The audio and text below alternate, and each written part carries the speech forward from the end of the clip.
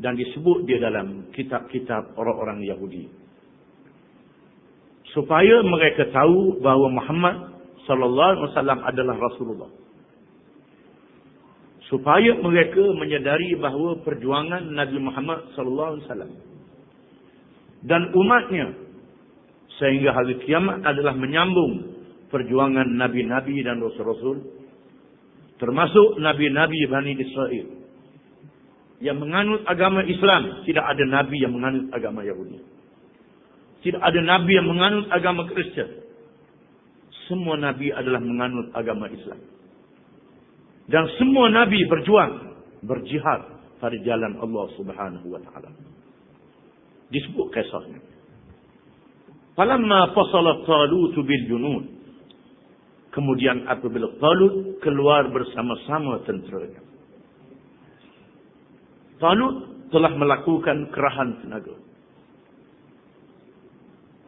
Maka berjayalah mengumpul bala tentera seramai 80,000. 80,000 bala tentera. Yang tinggal hanyalah orang tua, kanak-kanak dan orang yang uzur sakit. Semua dikerah-kerah.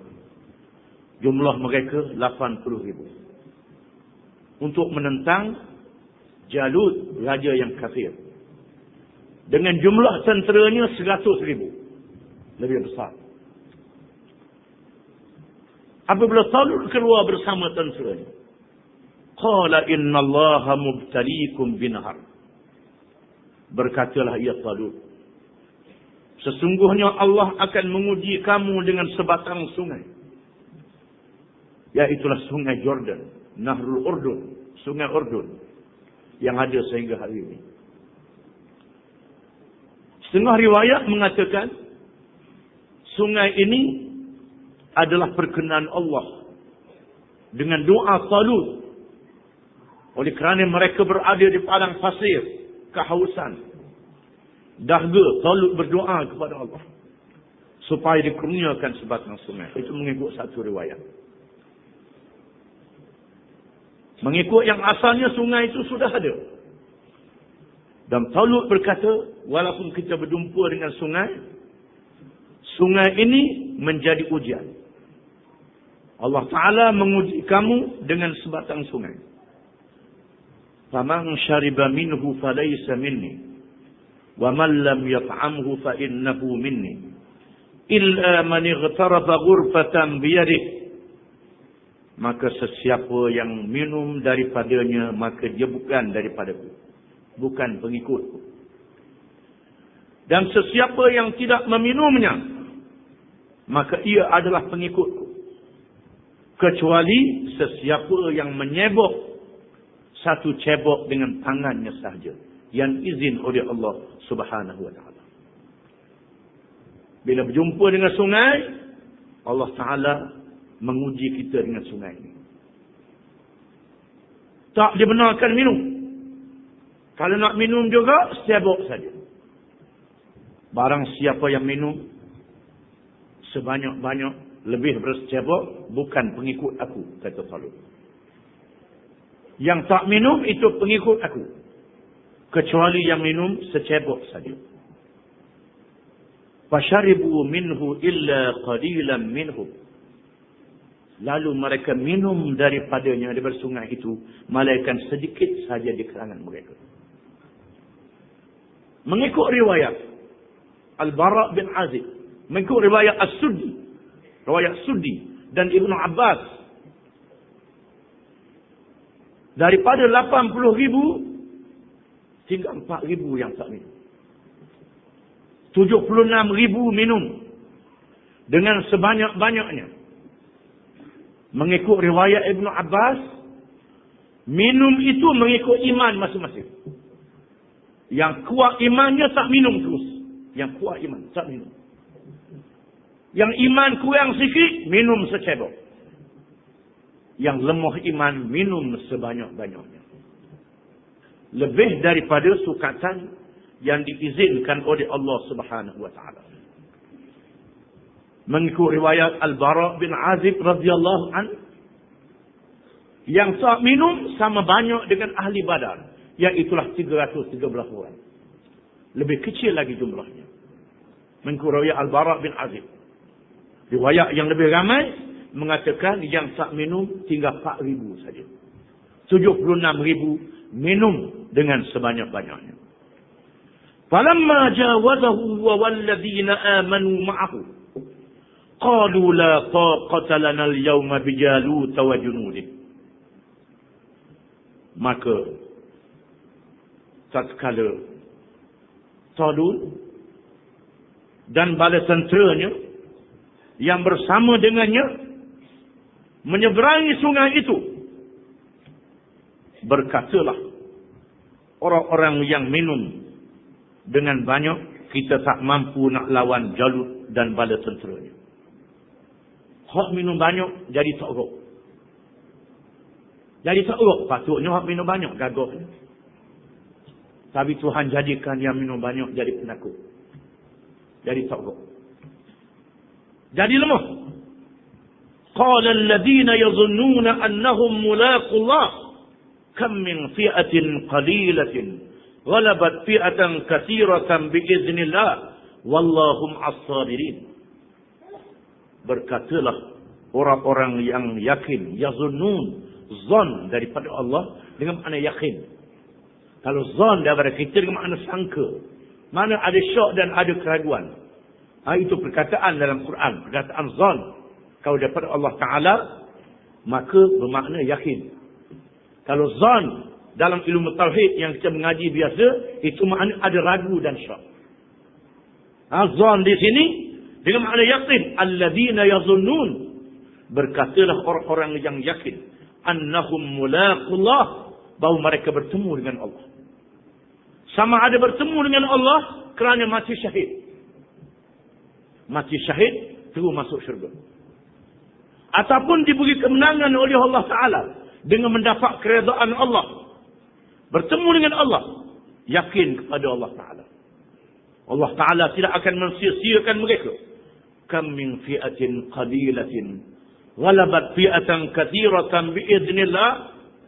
Beberapa banyak berlaku peristiwa dan pernah berlaku golongan yang kecil, yang sedikit, yang lemah boleh mengalahkan golongan yang lebih besar. Berhubung dengan ini sabda Rasulullah SAW, hal yunsaruna wa yurzaquna illa bidu'afaikum, hal tunsaruna wa turzaquna illa bidu'afaikum. Kamu tidaklah ditolong dan tidaklah diberi rezeki oleh Allah malaikat dengan sebab orang-orang yang dhaif di kalangan kamu. Dengan sebab itu kita tidak boleh memperkecilkan orang-orang yang dhaif, orang-orang yang lemah, orang-orang yang uzur, orang yang takluk. Kita tengok mereka uzur, mereka lemah. Kadang-kadang dan seringkali berlaku Allah Ta'ala memberi pertolongan dengan doa orang-orang yang lemah. Dia tak mampu, dia lemah, dia doa. Doa dia membantu orang yang berjuang. Kadang-kadang Allah Ta'ala beri rezeki dengan sebab orang yang lemah yang ada. Kalau kuat, kaya jahat. Mengerjakan maksiat. Tapi oleh kerana ada yang miskin, yang lemah, yang bersabar. Dengan sebab mereka Allah menangguhkan bala. Dan Allah Ta'ala beri rezeki kepada orang kaya. Supaya orang kaya mengeluarkan zakat. Supaya orang kaya memberi sedekah kepada orang yang lemah. Rezeki diberi dengan sebab orang yang lemah. Pertolongan diberi dengan sebab orang yang lemah. Dengan izin Allah Subhanahu wa Ta'ala. Wallahum as-sabirin, dan Allah bersama-sama orang yang sabar. Oleh kerana itu Allah Ta'ala berfirman kepada orang-orang yang beriman di kalangan umat Muhammad sallallahu alaihi wasallam, ya ayyuhalladzina amanu isbiru wasabiru warabitu wattaqullaha la'allakum tuflihun. Maknanya, ya ayyuhalladzina amanu isbiru, wahai orang-orang yang beriman, bersabarlah kamu. Bersabar dalam menghadapi kesusahan, menghadapi kesakitan, menghadapi ujian dalam kehidupan. Wasabiru, dan bersabarlah kamu di medan perjuangan. Sabar yang kedua, wasabiru, baca dengan panjang, sabar dalam perjuangan untuk menghadir musuh. Warabitu, dan duduklah kamu di mana kamu ditugaskan. Kamu ditugaskan duduk di mana? Ditugaskan duduk di markas, markas. Tugas duduk di sempadan, sempadan. Barisan hadapan, hadapan. Perbekalan, perbekalan. Itu makna rabitu, ribat. Wattaqullah. Dan bertakwalah kepada Allah, la'allakum tuflihun, supaya kamu mendapat kemenangan. Allah Ta'ala berfirman dalam ayat yang lain, wa ka'ayyin min nabiyyin qatala ma'ahu ribbiyun katsir fama wahanu lima asabahum fi sabilillah wa ma dha'fu wa mastakanu wallahu yuhibbus sabirin.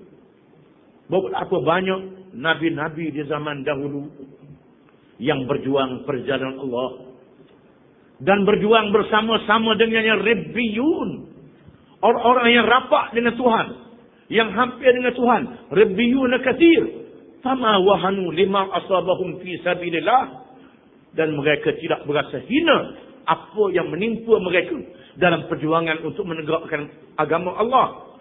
Wa ma dha'ufu wa mastakanu, mereka tidak merasa lemah dan mereka tak lemah semangat. Tak lemah semangat. Wallahu as-sabirin, Allah bersama-sama dengan orang yang sabar. Inilah golongan yang kecil bersama dengan Talut yang berperang. Walamma barazu li Jalut wa junudi qalu rabbana afrigh alaina sabra wa thabbit aqdamana wansurna 'ala al-qaumil kafirin. Dan apabila orang-orang yang beriman itu keluar menentang Jalut dan tenteranya, mereka berdoa dengan berkata, wahai Tuhan kami, limpahkanlah sabar kepada kami dan teguhkanlah tapak pendirian kami, serta menangkanlah kami terhadap kaum yang kafir. Mereka berdoa kepada Allah Ta'ala, memohon pertolongan daripada Allah SWT dalam perjuangan. Di antara masa diperkenankan doa ialah apabila tentera Islam berdepan dengan musuh. Itu salah satu masa diperkenan dimustajabkan doa. Diriwayatkan oleh ulama-ulama tafsir, di antaranya Qurtubi, Jalut yang kafir ni orang yang besar. Orang yang besar, gagah perkasa, memakai baju besi yang tebal, yang berat, tak boleh ditanggung oleh orang biasa. Sudahlah gagah pakai baju rantai, baju besi yang tebal, topi besi yang tebal balut di kepalanya. Lalu dia mencabar lawan sama seorang. Ini adab peperangan zaman dulu. Peperangan zaman dulu sebelum bertempur peperangan yang besar, lawan sama seorang dulu. Cabar lawan sama seorang dulu. Tiba-tiba Jalut sendiri yang tampil ajak lawan. Siapa berani lawan dia? Maka tergaman tentera Talut. Lalu Talut berkata, siapa yang sanggup lawan Jalut ni? Orang yang sanggup lawan, aku nak kahwinkan dengan anak aku. Dan aku nak beri dia jawatan yang besar, ganti jadi raja, jadi pemerintah. Siapa dia? Tiba-tiba tampil Daud alaihi salam. Daud, dan riwayatkan oleh ulama tafsir, Allah Ta'ala telah menunjukkan kenabian kepada Daud alaihi salam. Belum dilantik jadi rasul lagi, ditunjukkan kenabian. Masa dia berjalan nak menyertai tentera Talut, terdengar suara batu di tengah jalan. Batunya kata, ambil aku. Ambil, buat senjata. Daud pun ambil. Jalan pula ada batu pula, ambil aku. Daud pun kutip batu. Batu itu bersuara, minta Nabi Daud ambil dia. Daud memungut batu-batu yang meminta supaya dia ambil. Tiba-tiba Nabi Daud ni seorang yang kecil. Bukan orang besar, kecil. Cara zaman dulu lah kecil. Lalu Talut kata, mu nak lawan macam mana? Jalut ni yang besar ni nak lawan macam mana? Mu ni kecil, aku tengok dah Allah tak pada lawan. Macam mana kekuatanmu? Kata Nabi Daud, kalau saya para kambing bersama-sama dengan adik-beradik saya, bila sedia gala takak kambing saya Saya pukul serigala mati. Saya pegang kepala, cabut kepala dia. Nabi tak kata. Kata Talut, serigala kecil je. Talut kata, kecil je serigala. Hasil lagi, kata Nabi Daud. Bila singa mari nak tangkap kambing, saya pegang singa, pegang mulut dia, dagu dia dengan mulut atas, soyok dulu. Nabi Daud. Kata Talut, sila mulawan dia. Lalu Talut menyerah senjata pada Daud.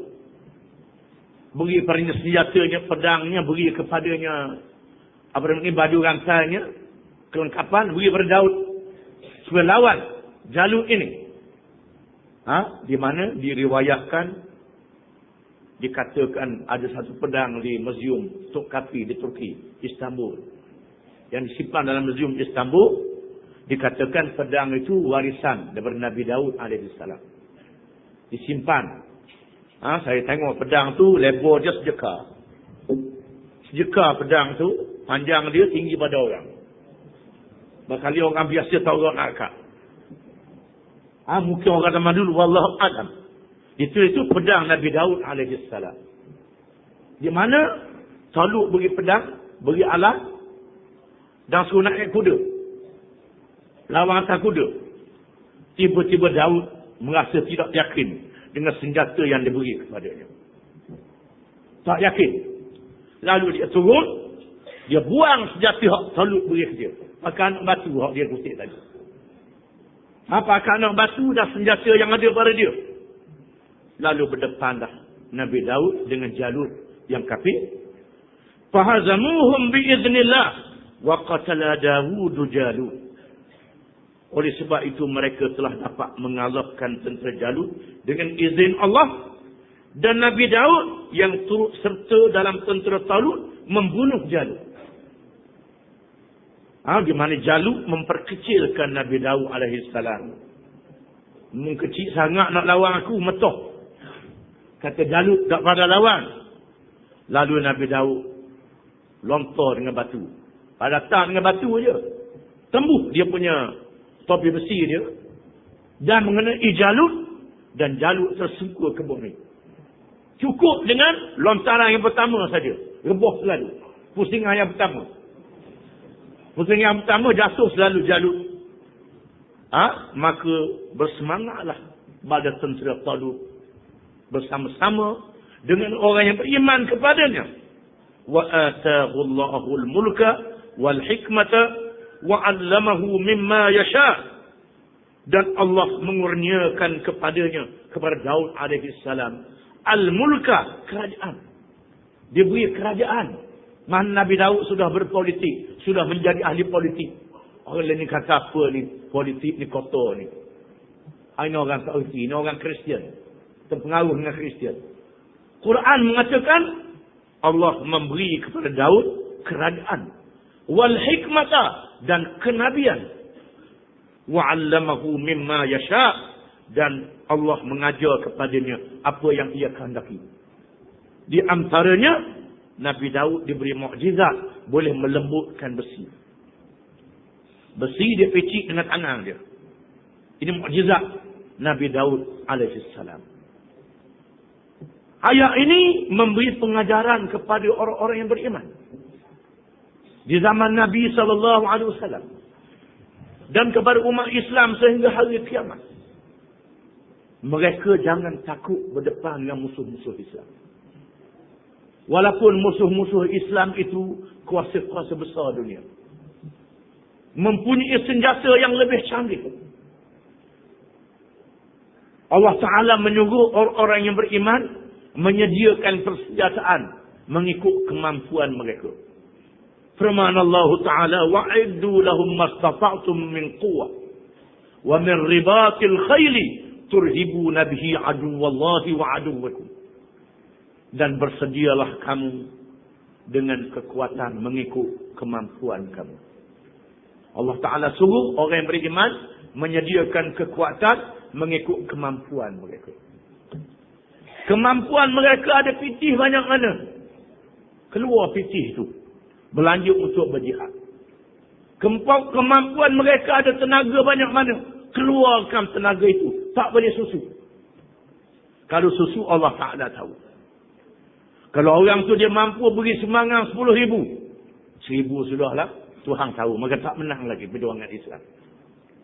Kerana ada orang yang bersembunyi. Tak boleh bersembunyi. Mestilah mastata'tum, mengikut kemampuan masing-masing. Dan di kalangan orang Islam itu, orang yang bertakwa kepada Allah Subhanahu wa ta'ala.